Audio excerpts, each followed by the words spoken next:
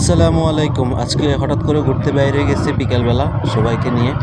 Mission কমলার বাগান পায় কিনা কে জানে।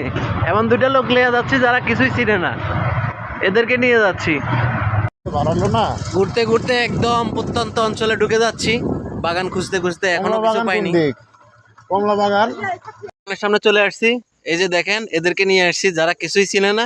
হুটহাট করে এদিক সেদিক ঘুরে আবার পিছনে আসে। তুমি আসতো আমার ঘর পিছে বসে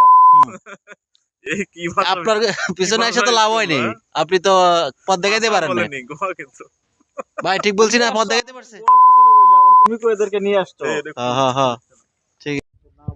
তালা বন্ধ, ঠিক আছে আমরা ডুববো যে জায়গাতে তালা বন্ধ। কমলার বাগানে যাওয়ার পথে হঠাৎ আমাদের চোখে পড়লো ওই একই ভাইয়েরই কিন্তু কুলের বাগান। আলহামদুলিল্লাহ যে ভাই আমাদেরকে বললেন যে আমাদের দেশে কমলার বাগানটা করা খুবই সম্ভব এবং আমাদের আবহাওয়া এটা উপযোগী হবে। আরেকটা কথা তিনি বললেন যে আমাদের দেশে সিজনটা একটু আগে শুরু হয়ে যায়, যার কারণে আগেই ফসল শেষ হয়ে যায়। ঢুকতে ঢুকতে দেখলাম যে ভাইয়ের বাগানে অনেকগুলা কুল গাছও আছে, যেটাকে আমরা বড়ই বলি।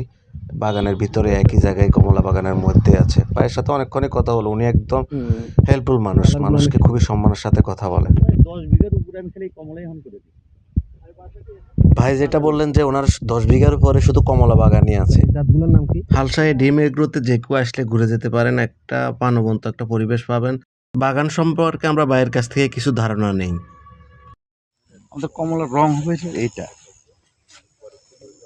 ফলন তো ভালোই হয় না ভাই? আলহামদুলিল্লাহ। এই গাছটা হলো তো নাকি? হ্যাঁ হ্যাঁ, আমি আর আমার ছেলে আমার বাগানেরই। এই গাছে এবার মনে করেন 2.5 মণ পর্যন্ত ফল আসছে কিছু কিছু গাছে। একটা গাছে কিছু কিছু গাছের সাইজ বুঝে। কতটুকু ইয়া করছেন? টোটাল 30 বিঘা বিভিন্ন আর কি চাষ নিয়ে। হ্যাঁ, কমলাই এখন আমার 10 বিঘা আছে। কমলা আছে 10 বিঘা। আর এই যে ফুল বড়ই এবার করছি প্রায় 5 বিঘার বড়ই আছে। এটা বড়ই না, এটা গাছ দিছিলাম।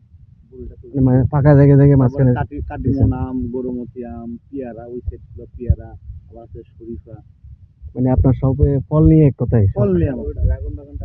ভাই আমরা আসলাম কিন্তু দুঃখজনক বিষয় হলো সিজন শেষ, এই জন্য বাগান পুরোটাই খালি, এখানে কোনো ফল আপাতত নাই।